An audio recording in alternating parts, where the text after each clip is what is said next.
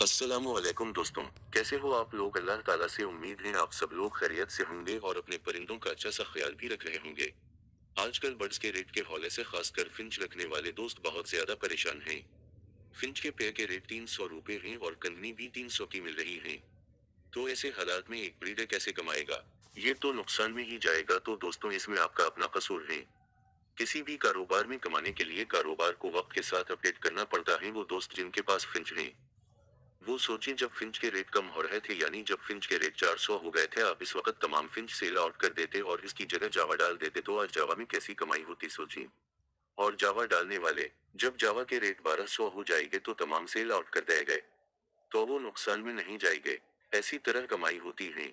جس وقت بجری کے ریٹ کم ہو گئے تھے، یعنی 250 کا پیا، اس وقت لوگوں نے بوائکاٹ نہیں کیا تھا، بلکہ کاروباری لوگوں نے اپنے تمام بجری سیل آؤٹ کر کے اس کی جگہ لوبرز یا لوٹینوں کے پیر ڈال لیے تھے۔ آج وہ کما رہے ہیں۔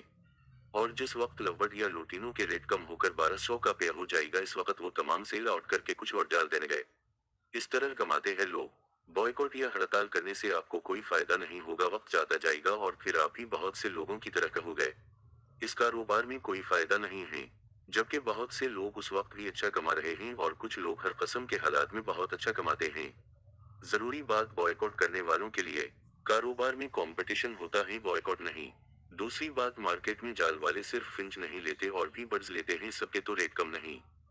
تیسری بات، اگر کوئی یہ کہتا ہے کہ دبئی کی مارکیٹ میں ریٹ زیادہ ہیں تو خود مال لے کر وہاں سیل کر لو اور اچھا کما لو، پتہ لگ جائے گا۔ مارکیٹ میں جال والوں کے پاس 10 دفعہ پولیس والے آتے ہیں، ان سے نبٹنا، پھر مال دوسری کنٹری بھیجنا، وہاں کی ڈیلنگ الگ، یہاں ایکسپورٹ کا لائسنس بنوانا، مال کسٹم کروا کر بھیجنا، راستے میں موسم کی وجہ سے برڈز کا مرنا، یہ سب ہوتا ہے۔ اور اگر پھر بھی کسی کو اعتراض ہے تو بھائی، یہ اوپن مارکیٹ ہے، آپ جال والوں کو نہ دو، اپنا مال مارکیٹ میں کھڑے رکھ کر بیچ دو، OLX پر یا فیس بک گروپس میں سیل کر دو۔ اگر جال والوں نے بوائکاٹ کر دیا اور صرف ایک مہینہ مارکیٹ میں نہ آئے تو یقین کرو برڈز کا کاروبار ہی ختم ہو جائے گا۔ امید ہے آپ کو میری یہ باتیں سمجھ آ گئی ہوگی۔ اب ملتے ہیں اگلی ویڈیو میں، تب تک کے لیے اللہ حافظ، اپنا بہت خیال رکھے گا۔